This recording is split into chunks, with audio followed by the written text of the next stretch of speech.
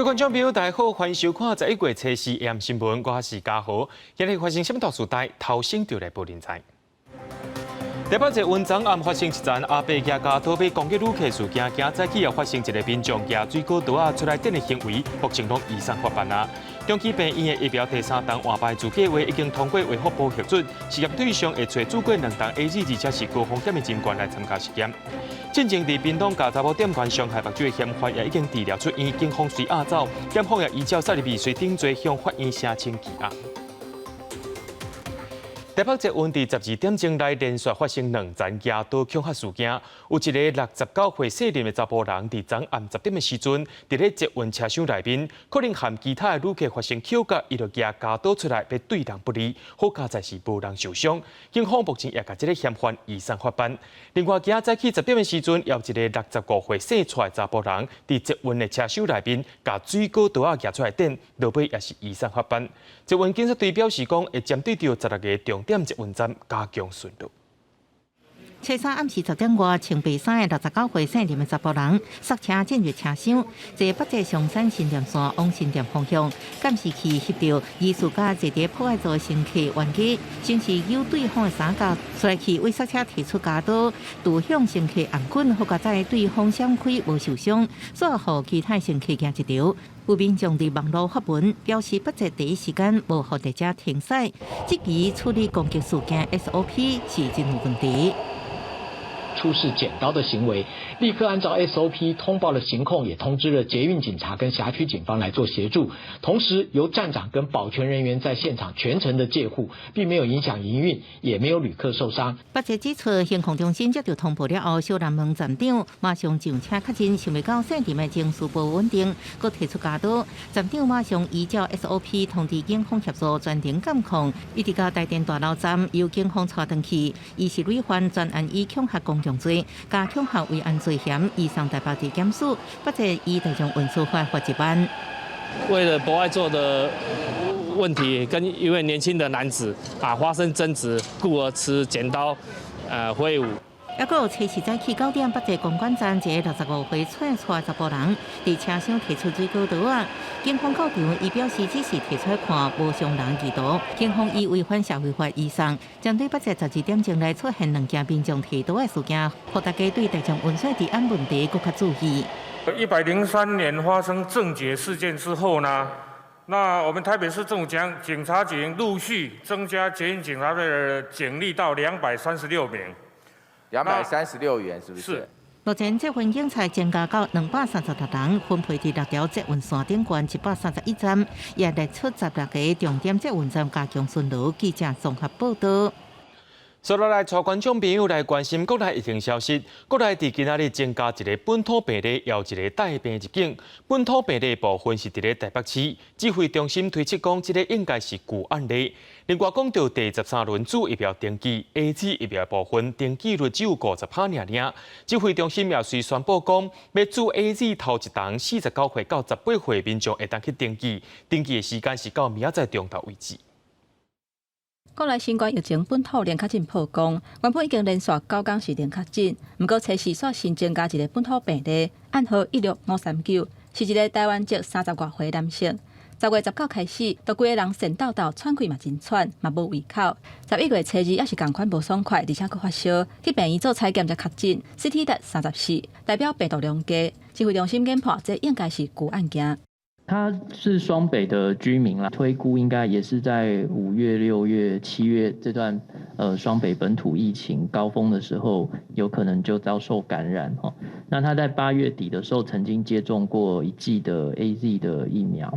另外，第13期疫苗预约到初4中昼结束 ，BNT 有78万外人 ，AZ 有48万外人完成预约。因为 AZ 预约的比率敢若50%，所以指挥中心宣布，要阁增加开放头一档 AZ 预约注射的对象，只要是伫10月2日进前完成意愿登记，49岁至18岁民众，为初4下晡4点开始，到初5中昼12点为止。这个期间会当上网预约，按算11月初6至12来注射，差不多会有276000人受惠。AZ 跟 BNT 大概是50%左右，那 BNT 的部分因为我们已经全开了，所以就大概就不会再做这个加开的部分。因为咱国家己采购的 AZ 疫苗差不多142000筒，摆是下晡送到桃园机场，等封检了后，才个互民众来注。因为疫苗注射了后死亡通报的案件，佫增加10例。AZ 有6例，莫德纳3例 ，BNT 有1例。因为死亡的原因，敢是甲疫苗有关系，还佫会调查。记者综合报道。中期病院的疫苗第3档换牌自计划已经通过卫福部核准咯，最近也要开始做实验啊。实验的对象是会针对做过2档 AZ 疫苗的高风险人员，亲像是前线医护人员、甲机组人员等等，都会找400人来做实验。卫福部顶一日核准中基病院申请做第3档疫苗，而且做无共牌子的计划，最近会开始做临床试验。受试者是已经做过2档 AZ 疫苗的高接触风险第一线医护人员，也有航空机组员等等，人数拢总是400个人。那这一群人在目前国家防疫的这个布局上来讲，又是最高风险的族群，所以确实有这个必要在思考做第3剂疫苗施打的这个布局的时候呢，优先针对这个族群来做一个考量。临床实验有说，打完2剂 AZ 会抗体会下降嘛？那我希望第3剂的话，可以加强我们的抗体，保障我们医护人员的安全。受试者做的对解下档会分做高端 BNT、莫德纳，还有一组是2分之莫德纳的量，拢总是4组。每一组的受试者是100个人，条件是第2档做完了后，至少让3个月，而且会伫做第3档了后的1个月、6个月、甲12个月，做中和抗体的测试、甲 T 细胞免疫等等的测试，会观察这的符合资格受试者因做第3档了后的免疫反应甲安全性。综合抗体的测试，同时也会做 T 细胞免疫的测试。那这个目的在1个月应该就可以很快看到他施打第3剂之后的免疫生成性是不是有受到提高。那另外在6个月、12个月的数据将可以看看施打3剂之后，这个抗体能不能持续保护的这个时效性是多久？应该都还在收案的阶段。那这个研究结果也需要看到之后才能再来做评估。目前包括以色列、瑞典、德国、法国、英国、美国等等的国家，拢已经开始做新冠疫苗第3档，也就是对解的下档。澳洲按算11月初8进前会实施这个全面注射计划，因为日本是定伫12月份。未来咱国内敢嘛会缀咧做第3档？指挥中心强调讲，要是爱看到研究的结果了后，才来做评估。记者综合报道。伫咧屏东发生疫苗注唔对的事件，本地是要甲民众注莫德纳第2档，却注做是 AZ。伫咧昨暗晡暝开始，这88人当中，就20个人开始身体无爽快，其中有9个人佮送到病院急诊。另外，即间甲人注唔对的安泰病院也先暂停注疫苗的任务啊。病院除了出面来甲会室内，也去关怀即寡注唔对的民众。东港人事堂透早陆续有民众来注疫苗，暗过负责的病院已经为安泰换做呼应。屏东东港初三传出注唔到疫苗的代志，88个要注莫德纳第2剂的民众，却因为负责的安泰病院领药啊改核对疏信，却注到 AZ。伊个名签落护士对后壁就注暗。无甲你讲，伊即摆要注啥个拢无讲。无啦，无讲啦，15个。15个无爽快。他15个啊啦。有加去住院几个？住院他2、3个。部分注唔到疫苗的民众半暝陆续讲身体无爽快，去安泰病院挂急诊。院方统计，目前有9个民众，主要是头晕、发烧、甲肌肉酸痛。即马还佫有1个人伫大院，会持续关心个案。意思是讲，莫德纳换注 AZ， 抗体效果可能比2剂莫德纳较差，不过原来有好处。相较于打2剂莫德纳的话，它的综合抗体效价可能也许会差一点，但是也许可以得到另外一个好处，就是这个。它的抗体维持的时间也许会久一点点不过这个是学理上来讲。另外 ，AZ 第2剂副作用比莫德纳较小，意思是讲正常的情况下对身体影响无大。不过注唔到的民众也是会紧张。卫福部长陈时中是讲会由当地卫生局提报予中央。原来安泰病院也出面会室内，并慰问注唔到疫苗的民众，佮承诺会专家负担相关费用。必感关心，然后我们看他的临床症状，我们也可以当场给他评估一下。然后有任何的问题，随时到我们安泰的急诊室，都不用费用，我们概括承受。安泰病院已经停止注射任务，屏东县政府是讲会伫3天内完成行政调查，并决定后续的相关处分。记者综合报道。总统蔡英文今日接见欧洲议会代表团，蔡总统也讲到，这是欧洲议会头一届派官方代表团来台湾访问。进前10月，欧洲议会要通过台欧盟正式关系合作报告，期待未来会当进一步深化谈判关系。代表团主席古斯曼表示，这届来台湾是要学习民主机制要安怎对抗外来威胁，也强调讲，即马就是欧盟和台湾合作的时机啊。尤其欧洲议会在上个月第一次高票通过了台欧盟政治关系及合作的报告，这份报告的支持率达到86.3%，是欧洲议会本届会期支持率第2高的报告。在这里，我要再次谢谢各位议员的支持。我们相信台湾和欧盟在各领域一定会持续深化伙伴关系。We came here with a very simple, very clear message. You are not alone. Europe is standing with you, by you, in the defense of freedom and the defense of rule of law and human dignity.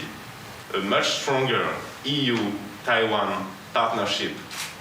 Thank you so much for welcoming us, and now we have to work together. Thank you. 古斯曼表示，台湾面对中国压力，发展出使人懊恼的民主制度，欧盟的民主目前也面对着极权的政体影响。另外，古斯曼也讲到，台湾有真侪创新的方法要来对抗假消息，值得欧盟学习。蔡总统表示，面对全球性的变化，台湾的合作对象也对印太地区增加到其他区域。而伫咧对抗假消息方面，台湾也愿意甲欧洲来分享经验，深化谈判关系。美国国防部发布上新的中国军力报告，指出中国目标伫咧2027年有在调伫印太地区甲美军对抗，逼台湾按照北京的条件来做谈判。面对着这款的消息，咱的国安局长陈明通今日表示，用战争来逼台湾是中国的策略，不过台湾无可能伫这款的情形之下来做谈判的。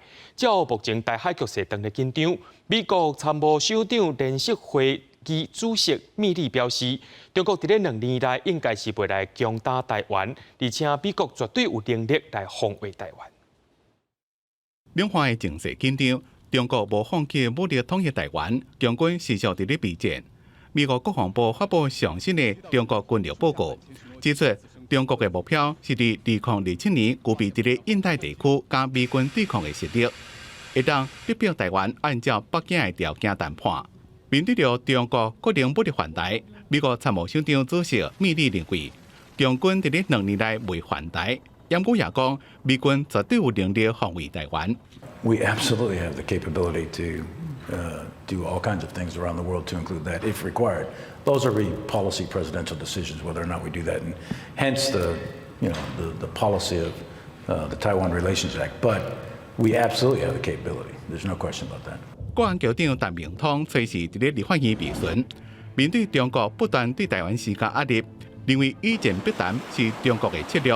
不过，台湾绝对无可能伫咧中国的武力压迫下上谈判桌。咱台湾人一口气加赛骆驼嘛有3寸连，咱无可能互伊武力的逼合之下，咱上这谈判桌。因为美国国家大楼的报告是讲，中共2030年可能会有1000粒的核导弹。李伟问陈明通，中军是毋是可能用核武反台？陈明通讲，那安尼时将会是两岸人民的悲剧。目前抑阁传出中军对台发布会动员攻台，虽然中国伫咧事后澄清讲是假消息，不过已经引起两岸伫咧讨论。其实他们是因为要防疫，而且要办冬奥，所以想清零，所以跟所谓的发动战争没有任何的关联性嘛？哈，目前看起来我们的掌握没有关。对于东沙跟太平岛的这个受攻击的危险性有没有升高？目前没有了。针对强军想要夺取东沙岛加太平岛，这么危险的情势是毋是有升悬？陈明通讲，现主时是无，不过中共的战略有真侪方向，真像是全境轰炸、海上封锁、以战逼谈，国安局会持续注意。记者综合报道。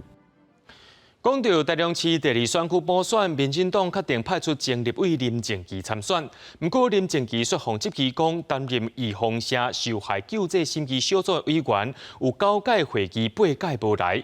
林静琪今仔日8会讲，当初以专家身份来开会，不过拢去互报后讲，来这开会是要为着安护高端疫苗，为着卖互委员会造成困扰，若准无特定议题，伊就请假。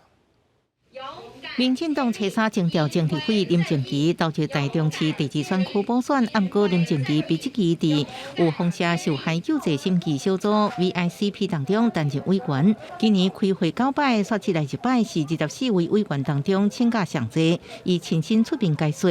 当初我在那个委员会里面，我其实就是一个专家角色去被咨询，可是国民党就把它讲成我是要去里面护航。那所以，我为了不要让委员会因为我的关系造成困扰，所以后来如果没有特定跟我有关的这个议题，我就请假不出席。各地面车顶管抛出疫情期间线顶参加的相片，强调组成会议无薪水就出席才会领钱，无干那领钱的问题。而且小组当中有3位副选区代表，平时只有家己一个人，无法度配合出席，并无影响会议。民进党人选已经决定，内面幼儿园园长林金莲测试伫民间团体甲当年反对土地区段定收的政大教授，自细前被判下，宣布投入台中第4选区补选。你要选爱食圣旨，无选爱食官司，另立个死。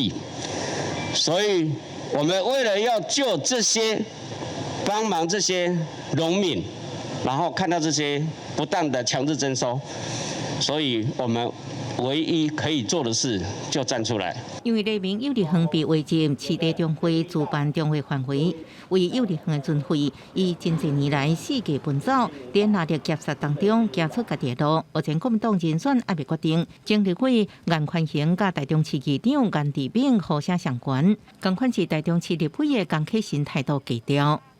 不管是党中央或者他们个人，也应该都有他们自己的一些评估跟思考。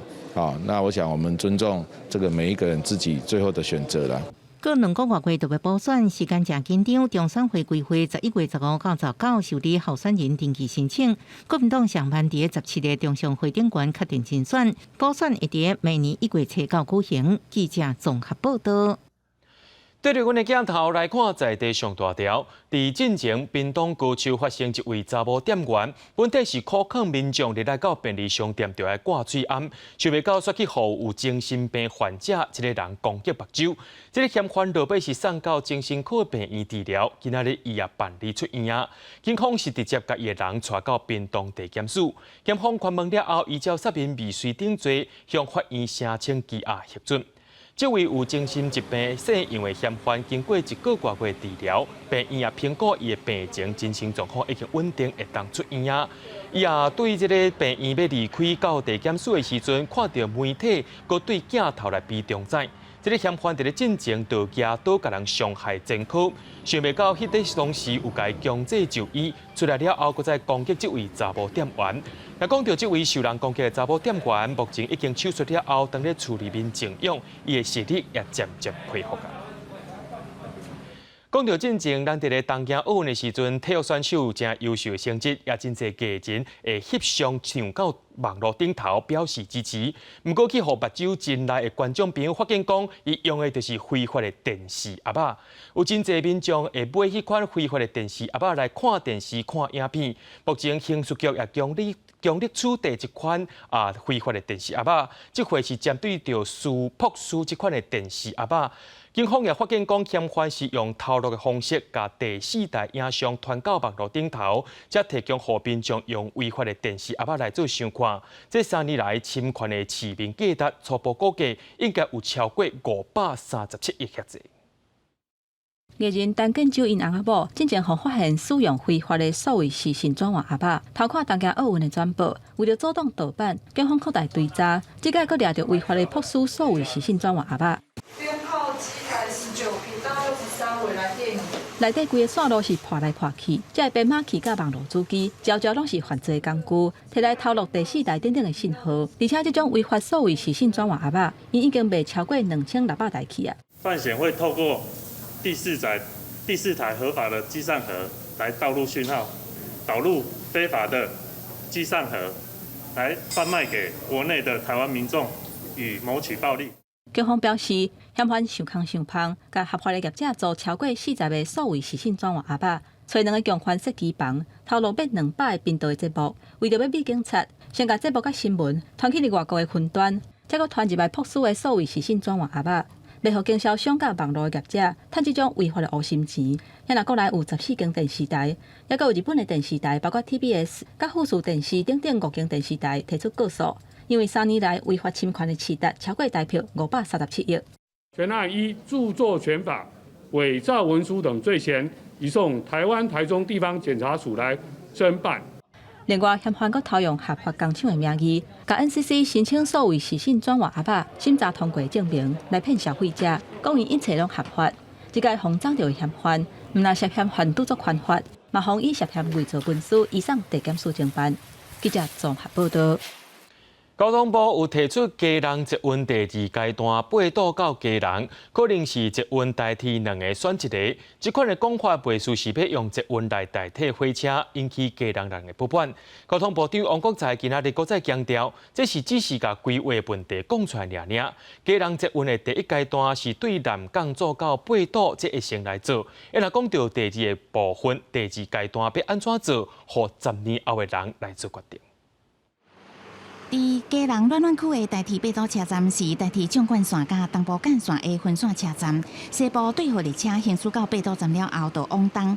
8堵往家人就敢若有区间车，8堵站无伫闹热所在，所以车站较大，站区有设3个月台。交通部规划未来会做家人捷运甲代替强高转运站，一旦未来家人无代替，家人民众都要坐捷运到8堵来转。基隆人有很多都去台北工作啊，对啊，因为他们都搭那个客运啊，是区间车啊，都有啊。我们到基隆是有公车、客运都有，所以还是蛮方便的。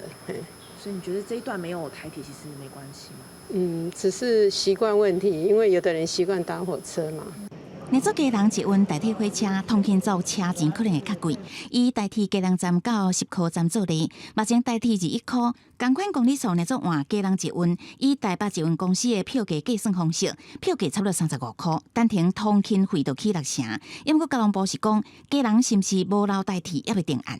目前确定家人捷运第1阶段南港到8堵路线无甲代替共路，会当服务更较侪新北甲家人在地。第2阶段8堵到家人，等候第1阶段完成了后，再来决定是毋是代替还是捷运选一个。第1阶段还是从南港做到八堵，然后在八堵做转运。那先由基隆市民先习惯在第1阶段做完，然后营运一阵子。那这可能是10年以后的事了这个决定可能是在10年后，由那时候的人、那时候的想法再来做决定。交通部是讲，考虑到地方需求，虽然9月综合规划已经完成，不过一直伫做路线最后的调整。最近就交北北基首长确认家人捷运的综合规划计划报告。记者综合报道。带观众朋友来关心全世界新闻。人讲人若无照天理，天就无照价值。联合国气候大会伫英国举行，目前已经有190个国家甲组织同意减少伫国内外起新的涂炭发电厂，而且伫咧2030年进前就要渐渐减少涂炭的使用。不过，中国、美国一寡碳排放的大国家却是无要签字来答应。另外，为着要减少极端气候所造成的灾害，联合国伫会议顶头也宣布讲，会协助散车国家改善因的气象预报系统。参加这摆联合国气候大会，将近200国家正面临气候变迁的威胁。全球碳计划组织车3发布上新的报告指出，2011年的二氧化碳有渐增加，已经接近至2019年新冠疫情爆发之前的水准。其中上重要原因就是来自中国的碳排量。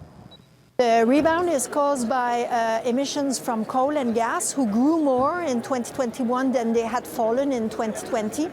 And behind this, we see a rapid rise in the emissions in China, particularly pushed by probably economic stimulus packages.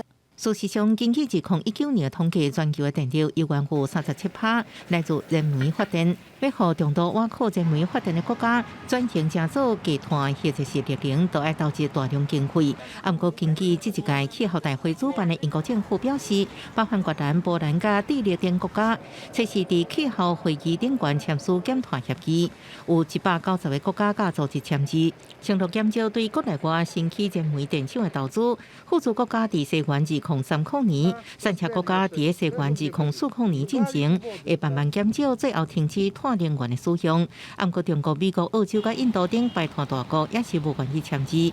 另外，将近140个组成的脱碳者联盟 PPCA 也宣布，各纳入乌克兰在内等28个加入减碳阵营，承诺西元2030年进行停止使用煤炭。澳洲投资银行也宣布，以后只会针对集团的能源计划做补助。另外一方面，联合国气象组织也宣布，会启动计划，将下卡系统观测财务机制 SOFF 协助三车国家改善气象预报系统，减少极端气候造成的伤害。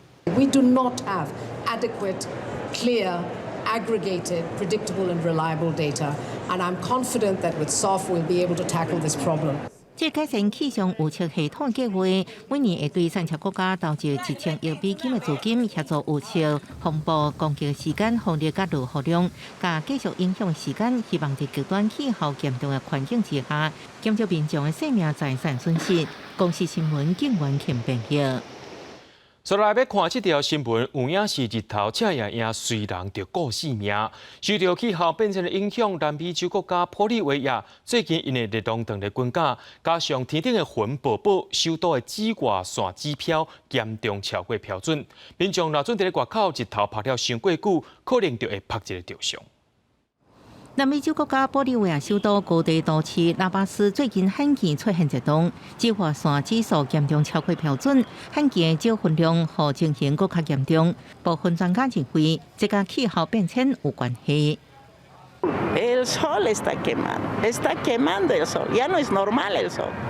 最近几礼拜，玻利维亚紫外线指数有几啊摆升到20，正常情形上悬数值只有到20。根据世界卫生组织，紫外线指数到11已经是极端等级，民众要注意避免直接晒日头。南美洲安第斯山高海拔地区可能是世界上上危险的紫外线辐射量，有时阵甚至测到冲破40的数值。平常时紫外线指数也拢伫11到17之间。Entonces, estamos en un contexto en el cual probablemente hay otros factores que no están cambiando, pero la nubosidad sí. Y esta nubosidad, al cambiar, es decir, al tener un retraso en la época de lluvia, probablemente debido al cambio climático, tenemos las condiciones perfectas para generar un problema de salud pública referida a la piel y a los ojos por causa de la exposición a la radiación ultravioleta. 1991年，上百位国家领导人伫巴西里约的联合国地球高峰会全球暖化甲环境议题就此步上台面。29年过去啊，这段时间地球的暖化程度煞比前110年更加严重。美联社指出，1991年到即马，全球年平均温度已经有8摆创下新高。除非各污染国家应改变能源政策，啊，若无热浪等极端天气，未来会常常发生，而且更加强烈。公视新闻林浩如编译。中国疫情搁再举起来咯，因为病毒已经拖到19个省，一天有109个病例。内蒙古甘肃乌龙岗这寡所在上加严重，也因为当地政府要求民众要准备一寡民生用品，有真侪民众走到大卖场抢物资。中国的网络顶头也有人伫咧风声放野讲，台海局势当咧紧张，民众是真惊吓。中国的这个商务部也出面要求民众要先冷静，也唔通乱想。中国初三一天新增甲确诊就超过100例，也是8月70以来第一摆一天超过100例。真侪所在拢显示疫情无甲乐观，真侪人真惊吓，部分地区的超市拢出现抢买物件情形。不过百姓对粮食物资会有马上需要度别感受，是早伫几天进前就出现。中国商务部7月发出一条通告，爱民众储存生活必需品，7日马上紧急澄清，爱百姓唔通过度联想。我们囤没多的意义，囤不了2天，不用囤。粮食你够吃就行。你在北京首都，不会有什么问题的。这微博用好大文，政府叫咱爱赶紧囤粮。消息一出来，身躯边的10大人拢走去超市拼命买，也有人伫社群媒体顶悬表示，不一定是台海局势相关，真侪人囤牛、油、米、盐。中国官方媒体《经济日报》报道，官方用意是针对疫情防控。环球日报也伫社群媒体大文，无看到是要作战的情势。疫情发生，它有不确定性，储备一些这个过冬物资呢，不至于这么忙乱。当前这个台海局势，和这个疫情这2个因素，它的叠加在一块之后啊，才更加的引起了这个人们的关注。就算社群媒体出现真侪联想，不过最近台海局势紧张，疫情搁大爆发，也搁有大水河造成水灾和菜价欠管这情形确实存在。彭博社是报道，中国商务部7月发布的鼓励家庭经济需要储存生活必需品，即马已经找无相关的结果。商务部回应，供应完全有保障的相关字句，伫一所的排行榜顶悬。公司新闻黄文玲编译。美国2021地方选举结果大部分都已经确定啊。共和党的州长候选人杨金赢对手高趴当选州长。另外，纽泽西州民主党现任的州长莫菲赢对手不到1%，也是连任州长。这种显示人民对拜登政府的无信任。明年期中选举，民主党的选情恐惊是无乐观。美国总统拜登周三结束访问欧洲的行程，登机华府，迎接伊的是选情失败歹消息。在去年，拜登以10%打败川普的维吉尼亚州，和共和党推派杨晶以9%的差距选赢。拜登以16%打败川普的纽泽西州，要连任的民主党州长莫菲，所和共党对手希塔瑞利围罗加安，选票统计一直进行到过两天的透早。莫菲以50.03%对49.22%选到正惊险，是44年来第一位在纽泽西州赢得连任的民主党州长。这2场正关键的选举，对执政1年的拜登政府是一个警告，显示明年其中选举的国会保卫战，民主党的选情无乐观。对此，拜登认为这代表选民对现主席的状况真无满意，也看出重建美好未来法案过关的重要性。People are upset and uncertain about a lot of things, from COVID to school to jobs to a whole range of things, and the cost of a gallon of gasoline. And so if I'm able to sign into law, my Build Back Better initiative, I'm in a position where you're going to see a lot of those things ameliorated quickly and swiftly. And so that has to be done. Today is a wake-up call for Washington Democrats to abandon the partisanship, the extremist agenda of Washington-based programs that cost trillions of dollars and don't have programs that nobody even wants.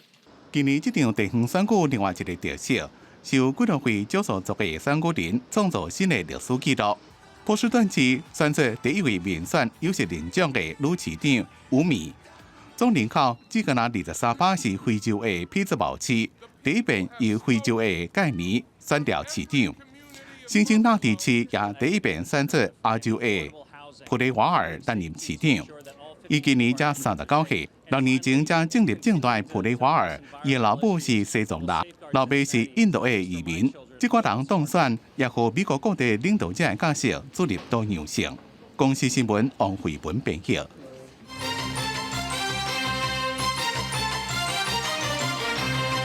中国在进前宣布暂停进口咱台湾的往来食客甲任务。台湾政府这边也有把相关的案件送到 WTO 相关的委员会，今仔日也举行会议讨论。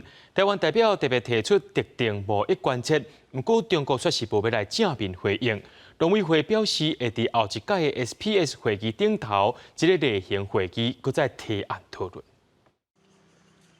中国为3月份开始暂停进口台湾的往来。9月佫通知台湾，食客甲任务验出有居心，嘛暂停进口。农委会几啊届要求中国都要提出证据，毋过煞拢无得到回应。台湾驻 WTO 的代表团正式将这个案件提交 WTO 食品安全检验甲动植物防疫检疫措施委员会 SPS 提出特定贸易关切。测试透早 SPS 例会都已经就这个案件做讨论。我方有把整个所有处理的过程，以及依照相关的国际游戏的规则跟中国讲得很清楚，那我们期待后续中国有一个正式的一个更好的回应。会议当中，台湾驻 WTO 的代表针对中国向外进口台湾水果表达严正的关切，强调台湾已经强化相关的管理，嘛讲中国无暂停进口的必要，强烈要求甲中国展开技术性磋商甲对话。不过，中国代表表示，为了保护中国的环境，要求台湾都要将源头的管理做好，强调讲发现害虫是一个事实，暂停进口水果是有科学的证据，嘛有符合 WTO 的规范。罗大使有特别强调，我们表达严正的关切，中方没有特别针对我们要求进行双边技术咨商跟对话来回应。平台上面去提特定贸易关切，大部分都不是一次会议就能够解决，我们也会持续来提这个特定贸易关切议题。针对咱国要求根据科学证据来展开技术性的对话，中国并无正面回应。在这届 SPS 的会议，并无完全解决这个问题。专家认为讲 ，SPS 的会议主席会邀请会员国来表达因的看法。不过，这个会议敢若是讨论性质，效果并不大。提出来让大家就这个议题有什么看法，那可以提出来给这2道建议。主席有没有还是说要怎么样？一定要怎么样？好，那个可能就要提到争端解决机制里面去讨论。因为在 SPS 会议进程，台湾要求甲中国展开技术性的对话，对方拢完全无回应。农委会强调讲，未来嘛进行下部会讨论，要安怎伫 WTO 的机制之下，运用 WTO 的机制甲场合，来争取咱台湾应该有的权益。记者综合报道。因为明年的基本工资要来起价，行政院决定受到疫情影响的事业有基本工资补贴方案。今年9月到10月，将营收减少2项服务业、工业，或者是补习班，抑个顾营中心等等。全职员工补贴一个人1000块，部分工时员工是补贴一个人560块，会补贴因6个月。提高工资的同时，不要让有少部分的雇主会双重受害，所以把他的受害政府来承担。因应明年基本工资调悬为月薪25250块，时薪168块，行政院初时定案。受到疫情影响，需要基本工资补贴方案，适用对象是受疫情影响的农业、服务业甲工业，以及依法办理公司登记也加商业登记的人。今年9月到10月，总营收减少20%，全职员工补贴每人1000块，部分工时员工补贴每人560块，补贴6个月。那目前我们抓可能大概60几万人左右，好，所以我们也是用刚才预估的这个人数去抓我们的经费，大概35亿多。经济部指出，全职员工每个月投保薪资24000块，也甲25200块的，以及部分工时员工月投保薪资是23100块以下者，适用补贴。受影响的产业，原来放宽认定，亲像无商业登记，按过有细节登记的营利事业，像托婴中心、长照机构、补习班，原来得做补助对象，每年1月开放申请。但是到目前为止，大概都还有掉30%以上，因为其实到现在，其实对于家长而言，他们会觉得送过来补习是一个风险，其实杯水车薪，我觉得效果并不是非常大。补教业受到疫情影响，再加上学生囡仔数量减少，认为补贴的效果无大。上总理事长柯书甫认为，每个月薪资劳工补贴无共，时薪劳工补贴也伤少，今有一寡店面无法度补贴，应该更较详细思考。对这代志，经济部是讲，进前开会有得到共识，做进行5倍券进前的暂时方案，所以会甲上总更详细说明。记者综合报道。优生保健法准备要修法，把法案的名称改做是生育保健法。未来太太若准备做人工拍体，是唔免搁再经过翁婿同意。这个修法的草案上紧伫明年1月就会对外预告啊。优生保健法要出现重大变革啊！顶礼拜，国健署邀请各界专家来研议，考虑尊重女性的自主权。未来已经结婚的妇人人，若是想要做人工流产，会当要经过配偶的同意。国际上面的一个趋势跟做法，希望是说透过沟通啊，或者这个说明的过程，是不是能够取得比较大家一致的看法这样子。目前的优生保健法的规定，有配偶的人因为有生或者是生产，影响伊的心理健康或者是家庭的生活的人，做人工流产都要配偶的同意。也若未来生育保健法的草案，已经结婚的妇人人，若是想要做人工流产，唔免配偶的同意，按算修法草案上近明年1月份都会对外来预告。那过去民国90几年的时候，高雄也有判例，就是没有征求到先生的同意权而去终止妊娠，最后的法官的判决是因为依照应该以这个妇女的身体自主权为主的法律原则来做判决，后来判决无罪。我想这个案例也是给我们思考，就是说应该还是以妇女的自主权为主是比较重要的。目前规范未成年的少女做人工流产，需要法定代理人或者是辅助人的同意。未来新法草案会修改做未成年的少女有新人工流产的问题，若甲法定代理人的意见有冲突的时阵，要经过自商等等的规定。针对这点，妇女团体认为讲需要更较侪配套。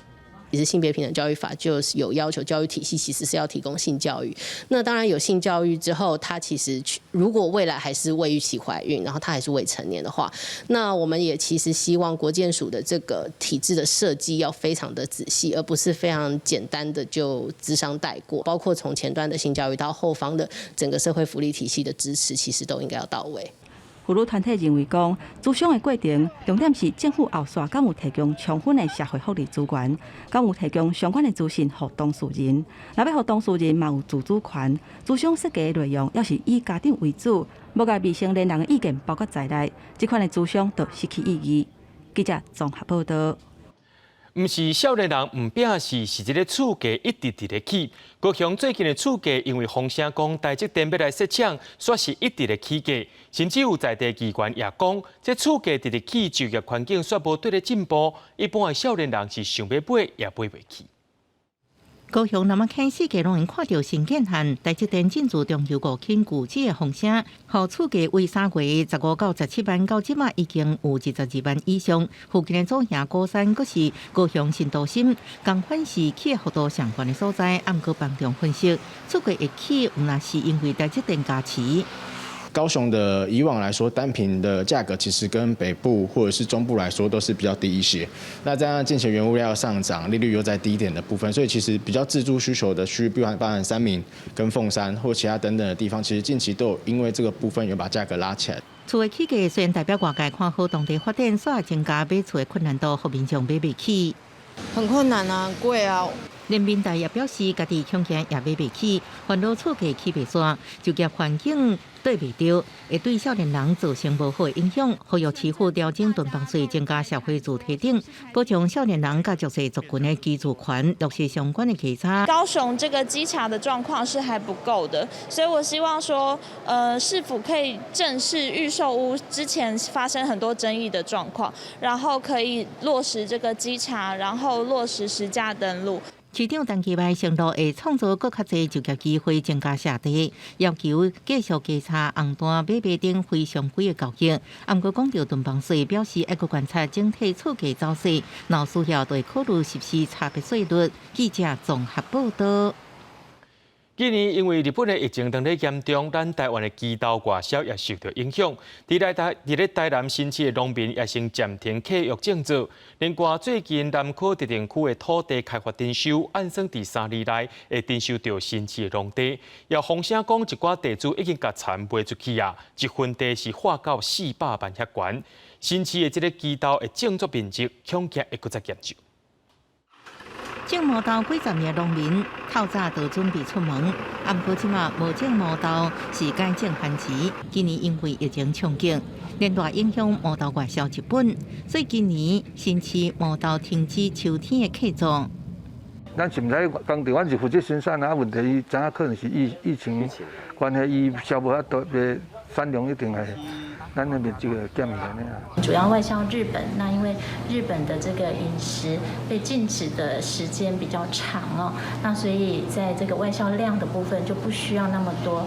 台南新市毛豆客座一年分春秋2季，差不多100公斤，每公斤产量差不多8500到1万公斤，地豆有6500到9000公斤，9成拢外销。总产量虽然不是全台上济县市，不过南科地区慢慢的发展。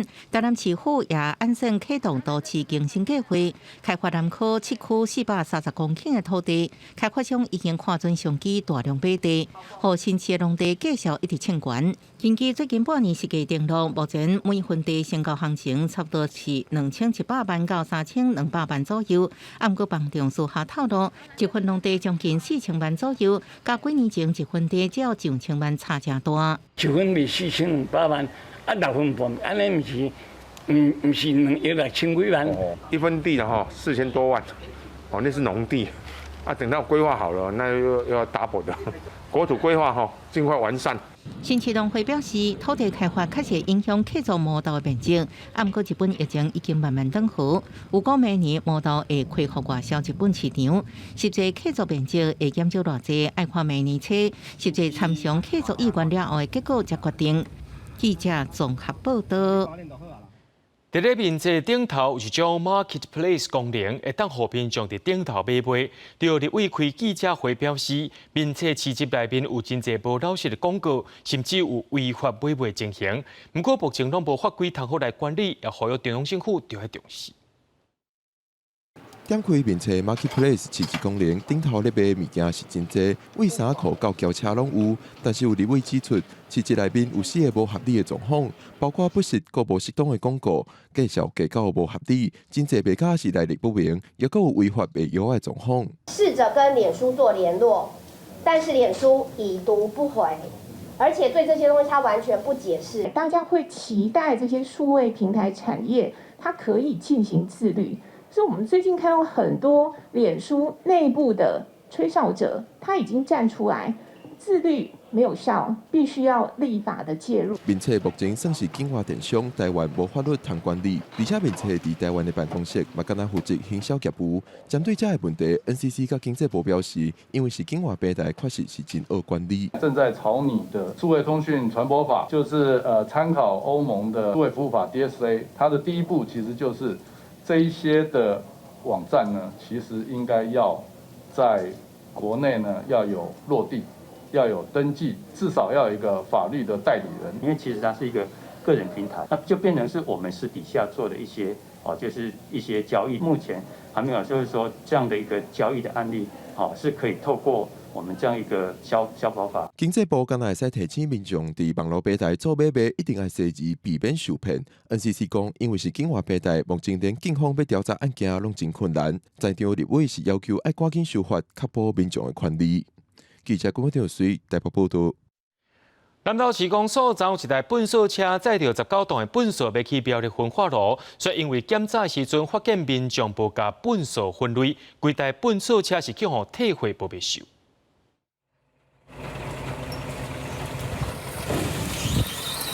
载运粪扫的卡车后道门一个开，19吨的粪扫规个倒出来。南投市清洁队紧急调回所有队员来协助分类。代志发生伫这个月初3，这台南投市粪扫车载运粪扫去苗栗焚化炉，无想到入场互人检查的时阵，发现粪扫内底掺20件以上的饮料干罐啊！结果规台车都安尼互退回，原车驶转来南投。单次车程大概1个半小时。好，那我们等于是来回这样子一趟就已经来回一趟就要将近3个小时了。那这样再加上我们处理，那等于是他那一趟车本来可能一天可以跑好几趟的，那事实上就昨天大概就只是有办法处理我们一趟车。南投县进场的车辆，因为经检查资源回收物有大于20件，依照本场的进场管理要点，予以做全车退运。南投县环保局坦白承认，民众确实是无做好粪扫分类，不过南投无焚化炉，这是更较大的问题。全县13个乡镇市，每天粪扫量是250吨，配合中央的政策，原来无起焚化炉，每天差不多130吨爱运出去处理。今年拄着外县市焚化炉税收甲运改期，以南投市做例，每天运出去的粪扫甚至较无总量的1/10。垃圾都需要靠外县市的一个协助，所以说在这个部分。资源回收的工作就更显得它的重要性，因为如果垃圾被推运的话，就会更增加那个垃圾处理的一个困难跟负担嘛。我们大家希望说环境清洁维护，大家一起来，不要事不关己啊。我们做好垃圾分类的工作，最起码让我们的能够好不容易送出去的垃圾呢，能够顺顺利利的送出去啊。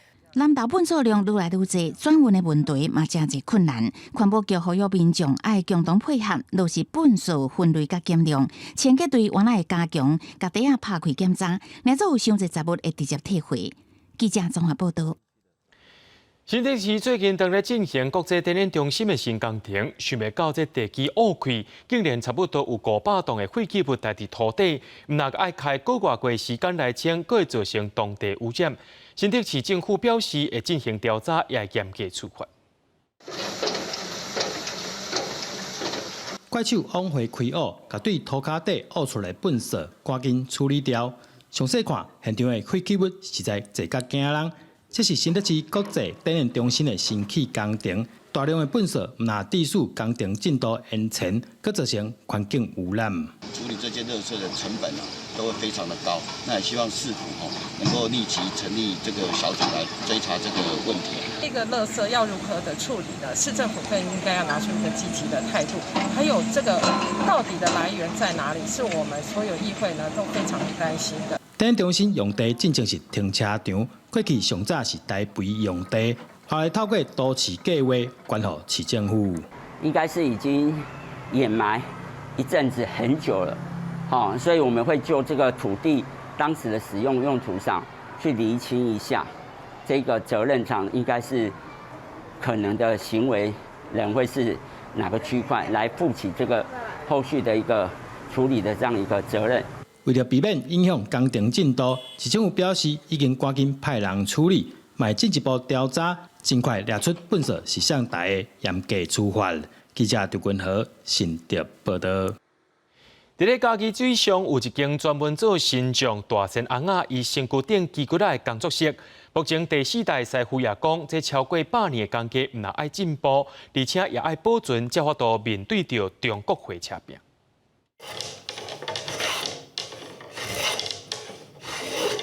一刀一刀甲铁啊敲到尾啊，刀刷来，佮用火拿烘拿凹做大山红仔基础的师傅讲，手工制作的大山红仔较有弹性，拍起来较舒适。即马大多数因拢是大陆转来，大陆转来因的竹仔拢加机械，拢因的寸尺、因的高度拢是同款的。啊，因即马加机做的，规身拢平扣扣，该有的弹性因无互。因台湾弹性拢无出来。嘉义县水上这间大山红仔的工作室，到今已经有100多年的历史。第4代师傅讲，一山红仔做起来上少爱2-3工，加上搁爱开真侪功夫，所以手工大山红仔即马是愈来愈少啊。啊，以台湾即马搁有咧手工做的，应该剩2间尔。像咱咧规架竹仔，先落牛寸尺，牛咱来寸尺了，落整的竹仔，这表面这垃圾拢爱洗起来，然后靠有落破讲咱要爱5大板。然后落破，较落下，过来落凹圆块啊，豆豆甲扫起来。工作室表示，第一站因为疫情，就是较无咧留得，大山红仔的订单加减有受到影响。虽然嘛有人找因做红仔册内底的角色，不过因也是希望会当伫传统宗教文化的范围内底，继续来保存这项特制基骨的工艺技术。记者林慧婷嘉义报道。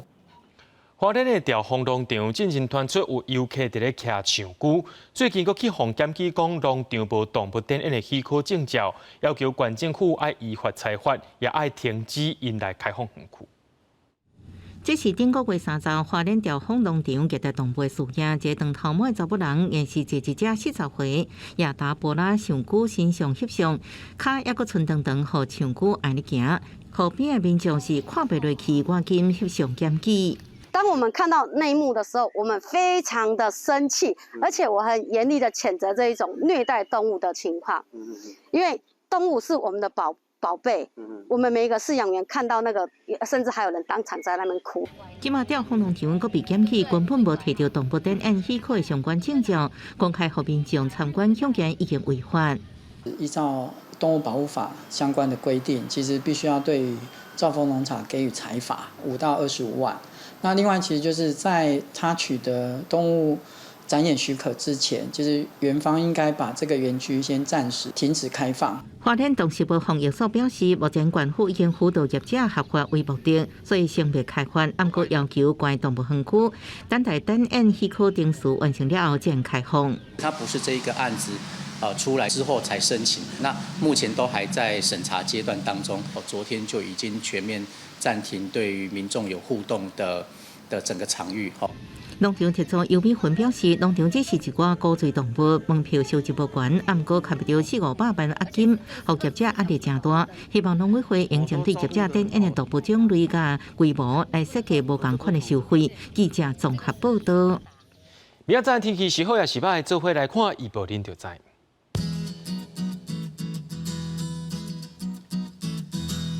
基隆到新竹是对21度到29度。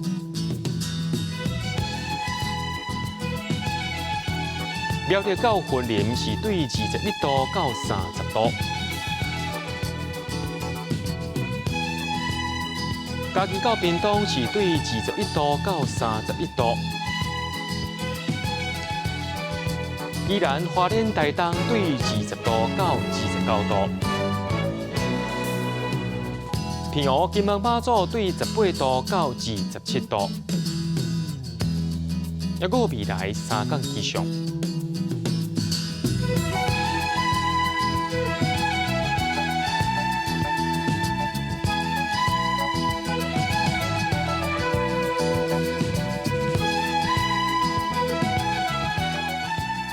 新闻最后，感谢各位观众朋友收看今日AM新闻，我是嘉豪，咱明仔载同一时间再会。